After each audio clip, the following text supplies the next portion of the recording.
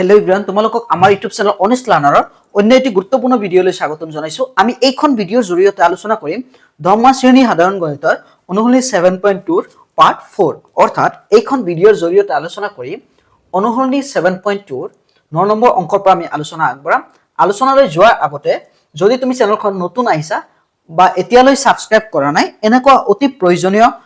Video' আৰু অতি সহজ বিশ্লেষণ পাবলৈ তুমি চেনেলখন সাবস্ক্ৰাইব কৰি কাষত থকা বেল আইকনখন ক্লিক কৰি দিবা। এতিয়া আমি প্ৰশ্নলৈ আগবাঢ়িম। অনুশীলনী 7.2 ৰ 9 নম্বৰ প্ৰশ্নটো আমাক কৈছে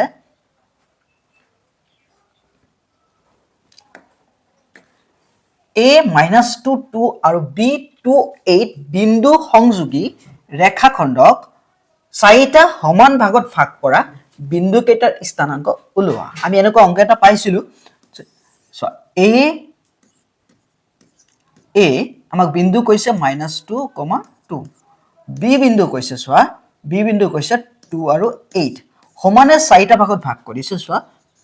p q আৰু r, চোৱা 4টা ভাগ হৈছে সমানে, 1 2 3 4টা ভাগ হৈছে আৰু বিন্দু কেইটাৰ স্থানাংক ওলাব লাগে। p বিন্দুৰ স্থানাংক, q বিন্দুৰ স্থানাংক আৰু r বিন্দুৰ স্থানাংক ওলাব লাগে। চোৱা সলিউশন আমি ধৰি লম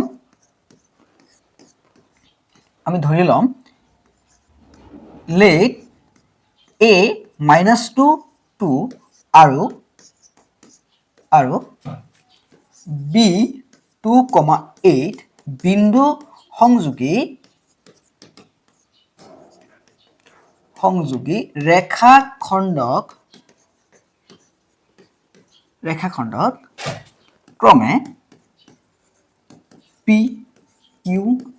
r বিন্দুৱে 4টা সমান ভাগত ভাগ কৰিছে। ইয়াত x1 হিচাপে ব্যৱহাৰ হ'ব a বিন্দুৰ x ৰ মান -2, y1 হিচাপে ব্যৱহাৰ হ'ব কিমান 8 নহয় 2 a বিন্দুৰ y ৰ মান। আকৌ x2 হিচাপে আমি ব্যৱহাৰ কৰিম কিমান 2 b বিন্দুৰ x ৰ মান, y2 হিচাপে ব্যৱহাৰ কৰিম b বিন্দুৰ y ৰ মান 8। এতিয়া p বিন্দুৰ স্থানাংক, প্ৰথম বিন্দু p বিন্দুৰ স্থানাংক, অন্তৰ্বিভক্ত কৰা সূত্ৰটো আছিল আমাৰ, সূত্ৰটো হ'ল আকৌ লিখি আছো p বিন্দুৰ স্থানাংক,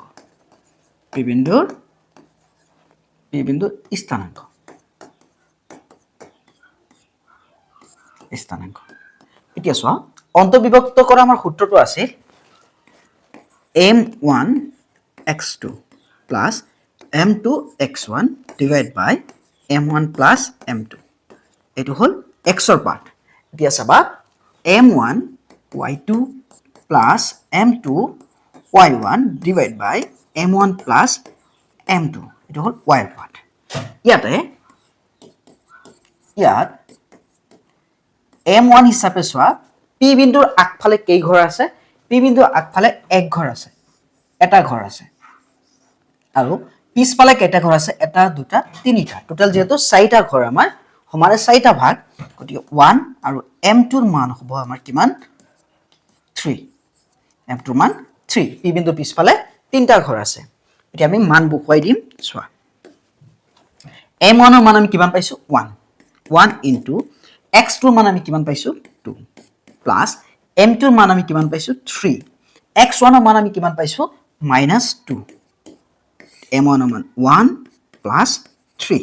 m2 ৰ মান 3, m1 ৰ মান 1, y2 ৰ মান আমি কিমান পাইছো 2, y2 ৰ মান 8, 2 নহয় 8 পাইছো, প্লাস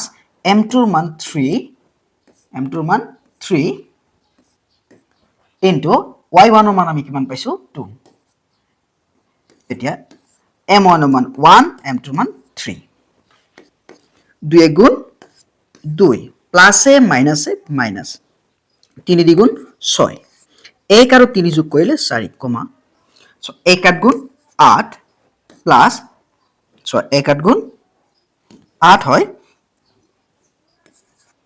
প্লাস 3 2 গুণ কিমান 6 তলত 4 এতিয়া সো 4 ৰ পৰা 2 গুছি গলে কিমান থাকে -4/4 কমা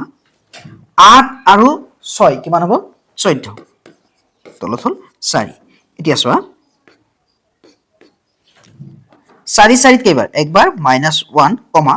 2 4 কেইবাৰ 7 বাৰ 2 14 কেইবাৰ 7 বাৰ 2 4 2 বাৰ পি বিন্দুৰ স্থানাংক আমি পালো -1 7/2 এতিয়া আমি কিউ বিন্দুৰ স্থানাংক ওলাম সো কিউ বিন্দুৰ স্থানাংক আমি ফৰ্মুলা জানো যে কিউ বিন্দুৰ স্থানাংক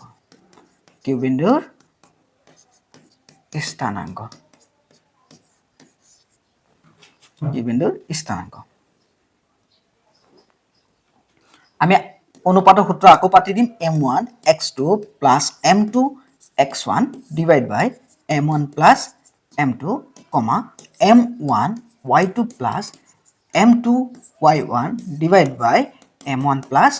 m2 ইয়াতে চাবা ইয়াত m1 হিচাপে এতিয়া ব্যৱহাৰ কৰিম চোৱা কিউ বিন্দুৰ আগফালে আছে 2 দুটা ঘৰ এটা দুটা আৰু পিছফালেও দুটা ঘৰ আছে এটা আৰু দুটা চোৱা 2 m2 ৰ মান কিমান হ'ব 2 পিছফালে দুটা ঘৰ থকাৰ কাৰণে m2 ৰ মান 2 আৰু আগফালে দুটা ঘৰ থকাৰ কাৰণে m1 ৰ মান 2 এতিয়া মানখিনি আমি বহুৱাই দিম চোৱা m1 ৰ মান কিমান 2 x2 ৰ মান আমি কিমান পাইছো 2 প্লাস m2 ৰ মান কিমান 2 x1 ৰ মান আমি কিমান পাইছো -2 ডিভাইড বাই 2 plus 2 কমা m1 ৰ মান 2 y2 ৰ মান কিমান y2 ৰ মান 8 প্লাস m2 ৰ মান 2 y1 ৰ মান কিমান 2 plus 2 এতিয়া চোৱা 2 দ্বিগুণ কিমান 4 মাইনাস এ প্লাস এ মাইনাস 2 দ্বিগুণ 4 2 8 গুণ 16 প্লাস 2 দ্বিগুণ 4 এতিয়া চোৱা 4 পৰা 4 গলে 0 4 শূন্যত কেইবাৰ 0 বাৰ এতিয়া 4 আৰু 16 কিমান 20 এতিয়া চোৱা 4 আৰু 16 20 4 20ত কেইবাৰ 5 বাৰ 4 20ত কেইবাৰ 5 বাৰ 4 20ত কেইবাৰ 5 বাৰ গতিকে 0 আৰু 5 হল আমাৰ কিউ বিন্দুৰ স্থানাংক এতিয়া আমি কি ওলাম আৰ বিন্দুৰ স্থানাংক সো আৰ বিন্দুৰ স্থানাংক আমি ফৰ্মুলা জানো ফৰ্মুলা পাতি দিম m1 x2 plus m2 x1 divide by m1 plus m2 m1 y2 plus m1 m2 y1 divide by m1 plus m2 ইয়াতে চাবা m1 হিচাপে আমি পাতিম এতিয়া m1 হিচাপে পাতিম ইয়াত m1 হিচাপে পাতিম আমি m1 হিচাপে চোৱা আমি পাতিম তলত লিখি দি আছো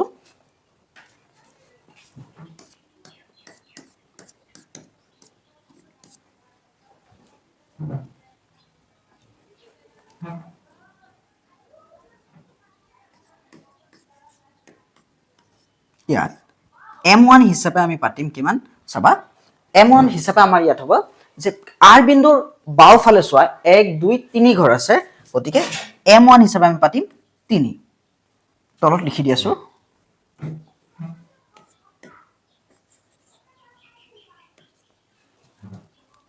m1 হিচাপে আমি ইয়াত পাতিম 3 আৰু m2 হিচাপে পাতিম চোৱা যেটো পিছফালে এক ঘৰ আছে 1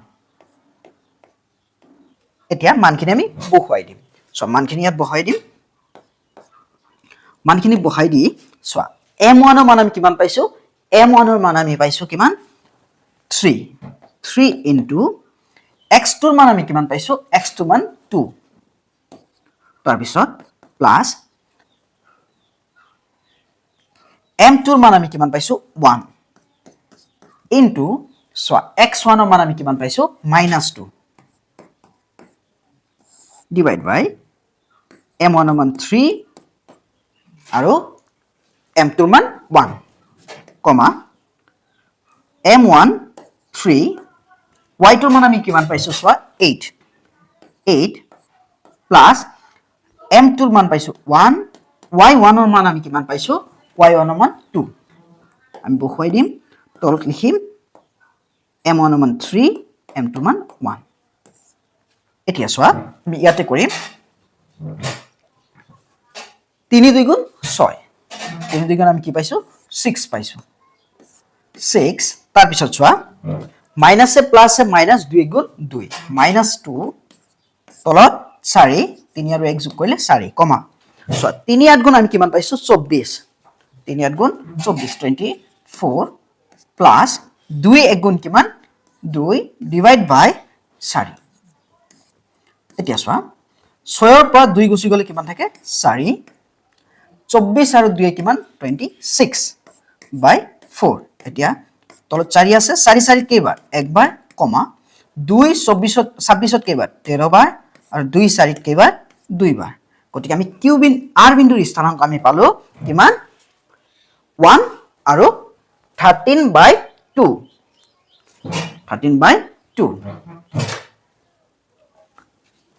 13 বাই 2 সো আকৌ বুজাই দি আছো পি আৰু কিউ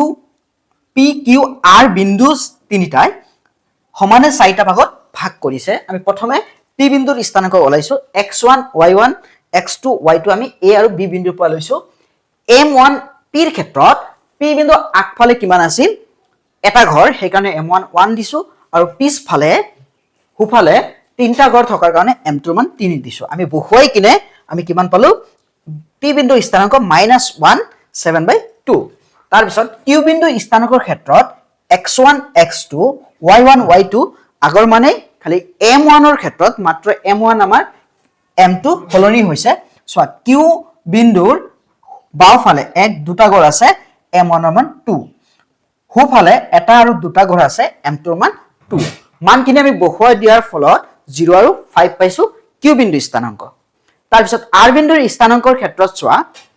আমি ইয়াতে লিখিছো r বিন্দুৰ বাওফালে আছে এটা দুটা তিনিটা ঘৰ সেইকাৰণে m1 ৰ মান 3 r বিন্দুৰ হুফালে এটা ঘৰ থকাৰ কাৰণে m2 ৰ মান 1 আমি মানখিনি বহুৱাৰ পিছত ইয়াতে কৰিছো আমি মানখিনি ইয়াতে কৰিছো আমি ইয়াতে কৰাৰ ফলত আমি কিমান পাইছো 1 আৰু 13/2 নিশ্চয় বুজি পাইছা আমি পৰৱৰ্তী প্ৰশ্নলৈ আগবাঢ়িম 10 নম্বৰ প্ৰশ্নটো চাবা 10 নম্বৰ প্ৰশ্নটো চাবা যে এটা ৰম্বাসৰ কালি নিৰ্ণয় কৰা যদিহে তাৰ শীৰ্ষ বিন্দু বিলাকৰ স্থানাংক ক্ৰমে অনুসৰি 3045 -14 আৰু -2 -1 ৰম্বাসৰ চাৰিটা শীৰ্ষ বিন্দু দিয়া আছে আমাৰ শীৰ্ষ বিন্দু মানে চাৰিটা বিন্দু দিয়া আছে চাৰিটা বিন্দু দিয়া আছে ৰম্বাসৰ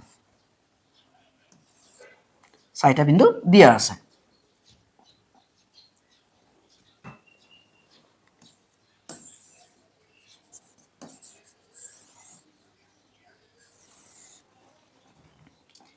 এতিয়া a বিন্দু চোৱা a বিন্দু হিচাপে আছে 3,0 b হিচাপে আছে চোৱা 4,5 c হিচাপে আছে চোৱা -1,4 d হিচাপে আছে চোৱা -2, -1 এতিয়া আমাক ৰম্বাসৰ কালি উলাব দিছে আমি জানো চোৱা আমি লিখিম এতিয়া লেট a 3,0 b 4,5 প্ৰতিটো বিন্দুৰ এতিয়া নাম লিখিম আমি c বিন্দু হল -1,4 আৰু d বিন্দু হল -2, -1 ক্ৰমে এটা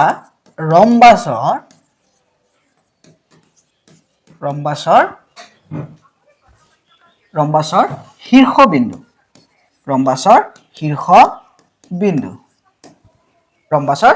শীৰ্ষ বিন্দু ক্ৰমে এটা ৰম্বাসৰ শীৰ্ষ বিন্দু চোৱা যেটো আমি জানো ৰম্বাসৰ কালিৰ সূত্ৰ হল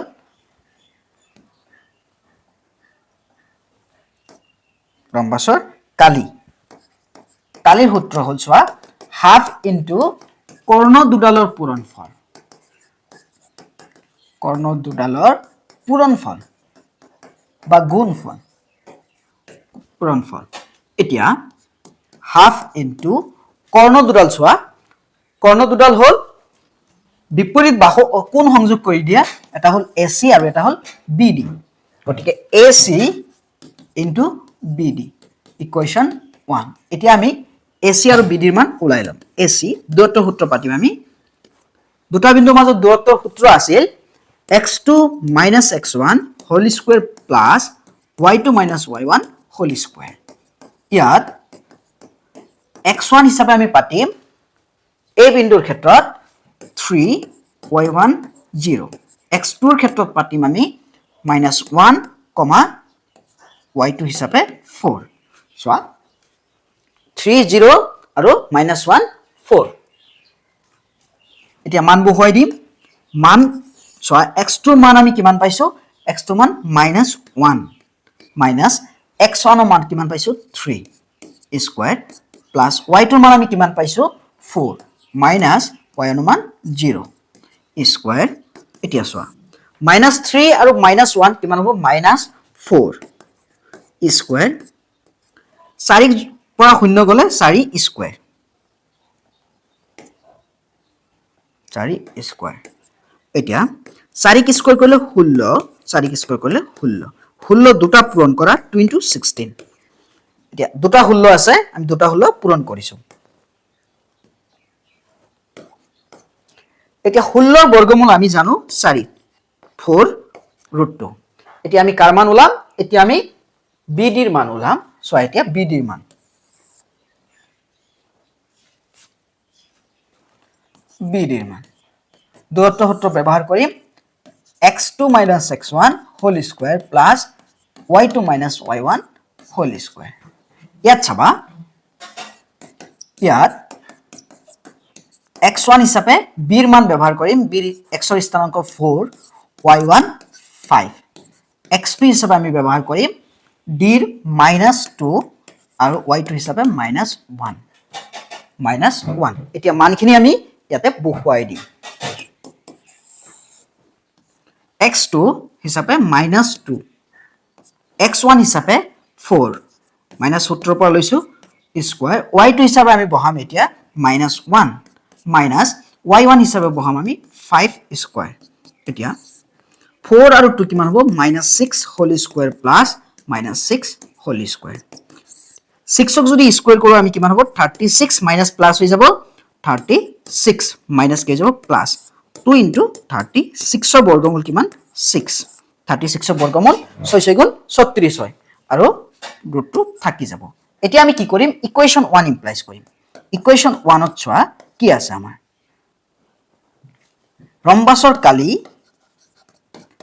ৰম্বাসৰ কালি ইকুৱেল হাফ ইনটু আমি কিমান পাইছো চোৱা আমি পাইছো AC ইনটু BD এতিয়া AC ৰ মান আমি কিমান পাইছো AC ৰ মান চোৱা আমি পাইছো কিমান 4√2 পাইছো AC ৰ মান 4√2 ইনটু BD ৰ মান পাইছো 6√2 এতিয়া 2 চোৱা 4 ত কেইবাৰ 2 বাৰ 2 ইনটু চোৱা 6 ইনটু দুটা √2 পূৰণ হলে আমাৰ কিমান হ'ব 2 2 দ্বিগুণ 4 4 6 গুণ 24 গতিকে 20 এতিয়া চোৱা আকৌ বুজাই দি আছো যে আমাক কৈছে এটা ৰম্বাসৰ কালি উলোৱা আমি ৰম্বাসৰ কালি সূত্ৰ লিখিছো হাফ ইনটু কৰ্ণ দুডালৰ পূৰণফল আমি এটাকে AC ৰ মান উলাইছো আৰু এটাকে BD ৰ মান উলাইছো AC ৰ মান আমি পাইছো 4√2 আৰু BD ৰ মান পাইছো 6√2 আমি এতিয়া কি কৰিছো মানখিনি বহুৱাই দিছো AC 4√2 আৰু BD 6√2 এতিয়া 2 6 ত কেইবাৰ 2 4 ত কেইবাৰ 2 বাৰ 2 পূৰণ 6√2 আৰু √2 যদি আমি পূৰণ কৰো স্কয়াৰ হৈ সো এনেকুৱা হয় √2 পূৰণ √2 কৰিলে স্কয়াৰ হৈ যায় দুটা √2 আছে যেটো স্কয়াৰ আৰু ৰুট কেনসেল হলে 2 থাকে গতিকে 2 দ্বিগুণ 4 4 6 গুণ 24 আমি ৰম্বাসৰ কালি কিমান পালো 24 বৰ্গ একক নিশ্চয় বুজি পাইছা ভিডিওটো এইখিনি আছিল যদি ভিডিওটো ভাল লাগিছে লাইক কৰিবা শেয়াৰ কৰিবা আৰু পৰৱৰ্তী ভিডিওৰ লিংক ডেসক্ৰিপচনত দি দিম তোমালোকে চাই লবা আৰু যদি কিবা ভিডিওত অসুবিধা পাইছা বা এক্সট্ৰা কোনো তথ্য জানিব লগা আছে তোমালোকে কমেন্টত জনাবা